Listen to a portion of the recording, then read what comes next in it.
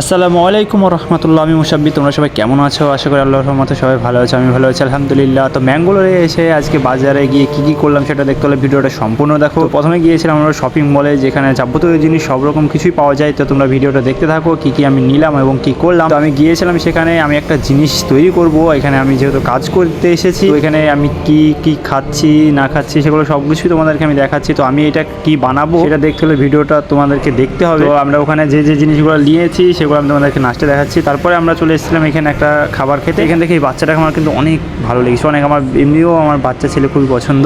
তো তারপরে আমরা ওখান থেকে চলে আসি সোজা রুমে আসার পর আমি কী নিয়েছি সেগুলো তোমাদেরকে দেখাই। তো কলা রাস্তায় খেয়েছিলাম, তার মধ্যে একটা। আর এখানে আমি সব রকম একটা করে বের করে আমি দেখাচ্ছিলাম তোমাদেরকে। তো এখানে কী নিয়েছে তোমাদেরকে আমি সব কিছু বের করে দেখাচ্ছি, তোমরা দেখো।